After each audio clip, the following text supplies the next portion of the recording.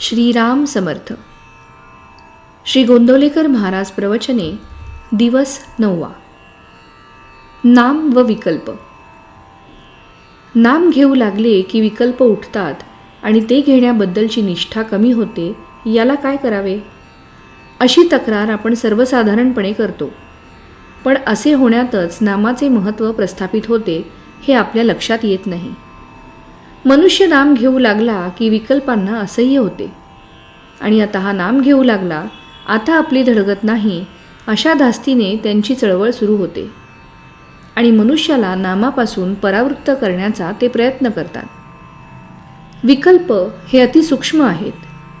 त्यांचे उच्चाटन करायला त्यांच्यापर्यंत पोचणारा आणि तितकाच सूक्ष्म असा उपाय पाहिजे. तो उपाय म्हणजे भगवंताचे नाम. एखाद्या बिळात सर्प शिरला तर त्याला बाहेर काढण्याकरता त्याच्यापर्यंत पोचून त्याला तिथे राहणे असह्य करील असाच उपाय करणे जरुरीचे असते. बाहेरून कितीही आरडाओरडा केला तरी त्याचा उपयोग होत नाही.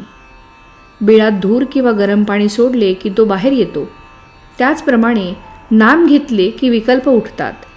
म्हणजे विकल्पांच्या मूळ ठिकाणापर्यंत नामाची आस जाऊन पोचली असे ठरते. तर मग नाम घेऊ लागल्यावर विकल्प येऊ लागले तर गांगरून न जाता हे सुचिन्ह आहे असे समजून विकल्पांच्या उच्चाटनाची गुरुकिल्ली मिळाली अशा जाणीवेने जास्त आस्थेने नाम घेण्याचा निश्चय करावा. हाच त्याला उपाय. नामाबद्दल सुरुवातीला सर्वांचीच वृत्ती साशंक असते, पण आपण सतत नाम घेत गेल्यानेच विकल्प कमी होतात. कोणतीही गोष्ट अभ्यासानेच साध्य होत असते. आज खरी भक्ती नाही म्हणून भगवंताचे स्मरण नाही, आणि भगवंताचे स्मरण ठेवण्याचा अभ्यास केल्याशिवाय खरी भक्ती येत नाही. शहाण्या माणसाने उगीच विकल्प न लढविता भगवंताचे स्मरण ठेवायला आरंभ करावा. विकल्प जाऊन भगवंताचे संकल्प उठू लागले की आपले काम झाले. आपण रस्त्याने चाललो की नको ती माणसे भेटायचीच, पण आपले चालणे चालू ठेवावे. तसे विकल्प आले तरी आपण आपले नाम सोडू नये. पण गंमत कशी होते, वाईट मनुष्य भेटला आणि आपण त्याच्याकडे लक्ष द्यायचे नाही असे म्हटले तरी तो मुद्दामून खाकरतो आणि आपले लक्ष वेधतो. अशावेळी त्याच्याकडे पाहूनही आपण दुर्लक्ष करतो.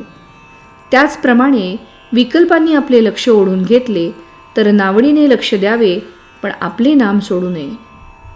शंका घ्यायची झाली तर नाम चालू ठेवून घ्या, म्हणजे नामच शंकाचे निरसन करेल आणि विकल्पांनाही हळूहळू पायबंद घालतील.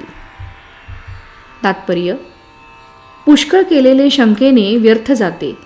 आपण नाम सोडणार नाही हे नक्की ठरवले की आपली वृत्ती निशंक होतेच होते. श्रीराम समर्थ.